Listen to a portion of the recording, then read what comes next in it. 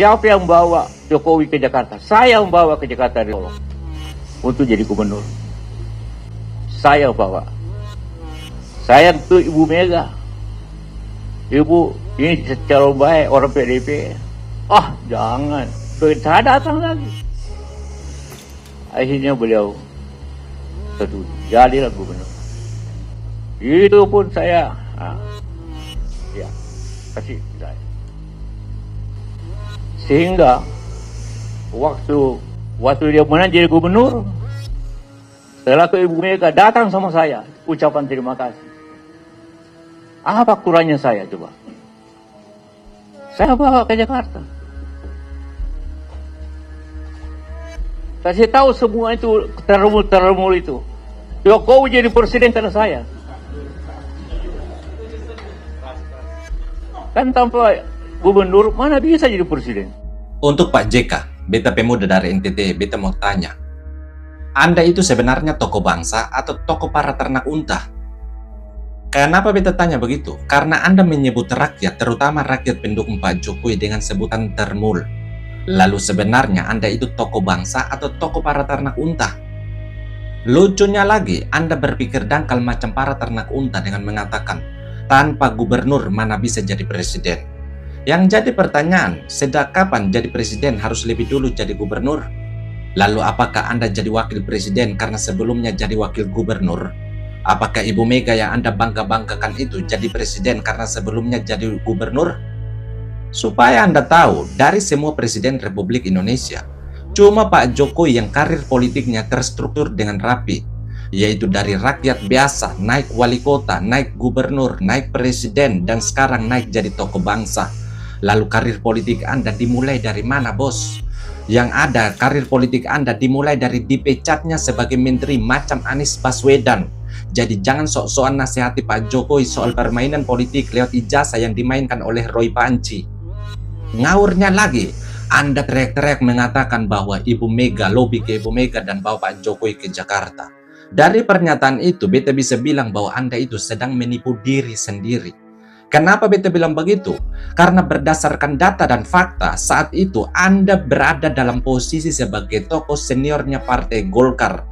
Sedangkan Partai Golkar saat itu mendukung petahana bernama Pak Fauzi Bowo.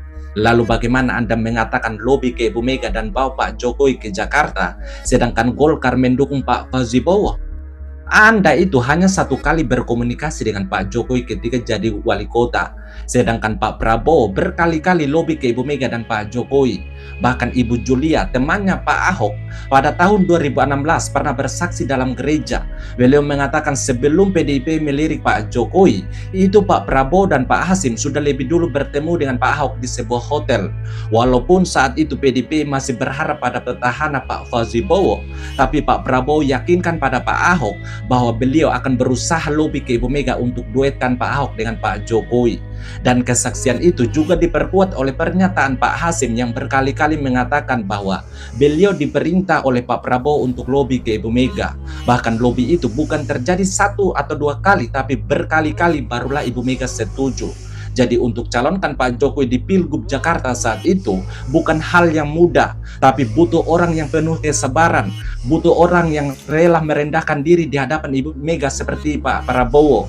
Lalu bagaimana orang yang mudah baper macam Anda mengatakan lobby ke Ibu Mega? Lagian Pak Prabowo saat itu berkali-kali lobby ke Ibu Mega untuk calonkan Pak Jokowi di Pilgub Jakarta. Arahnya jelas, bos. Karena Pak Prabowo punya partai. Pak Prabowo juga punya wakil gubernur saat itu, yaitu Pak Ahok. Lalu Anda saat itu punya apa sehingga teriak-teriak mengatakan lobby ke Ibu Mega? Punya utang terhadap negara sebesar 30 triliun. Kan lucu. Jadi stop cerita omong kosong, bos. Karena kami rakyat ini juga tahu persis bahwa Pak Jokowi bisa dicalonkan sebagai presiden karena hasil kerja keras. Hasil kerja keras ketika jadi wali kota. Hasil kerja keras ketika jadi gubernur. Dari hasil kerja keras itulah yang membuat rakyat suka. Lewat tingginya kepuasan masyarakat terhadap kinerja Pak Jokowi. Dari tingginya kepuasan masyarakat itu yang membuat partai-partai tertarik untuk mengusung Pak Jokowi di Pilpres. Dan partai pertama yang tertarik untuk mengusung Pak Jokowi adalah Partai Nasdem. Bahkan tanggal 22 Maret tahun 2014 di Bali, Ibu Mega dengan tegas mengatakan bahwa Beliau memberi mandat kepada Pak Jokowi sebagai calon presiden karena Pak Jokowi bukan hanya populer, tapi juga bekerja tulus dan punya kepribadian yang sederhana. Itu menunjukkan bahwa Pak Jokowi dicalonkan sebagai presiden karena diminta karena kinerjanya bagus, diminta karena berprestasi, diminta karena tingginya kepuasan masyarakat terhadap kinerja Pak Jokowi, bahkan diminta oleh partai karena partai ingin meraup suara lewat nama besar Pak Jokowi. Lalu Anda Pak JK saat itu punya apa yang mampu menyaingi nama besar Pak Jokowi? Golkar saja tidak mau mendukung Anda di Pilpres 2014. Kok Anda malah teriak-teriak bilang Pak Jokowi jadi presiden karena Anda? Kan ngawur. Jadi jangan putar balik bos. Karena pada dasarnya Pak Jokowi jadi presiden bukan karena Anda Pak JK. Yang ada justru Anda itu Pak JK jadi wakil presiden untuk kedua kalinya karena digendong oleh Pak Jokowi. Sekali lagi ingat Pak JK, Anda jadi wakil presiden untuk kedua kalinya karena digendong oleh Pak Jokowi.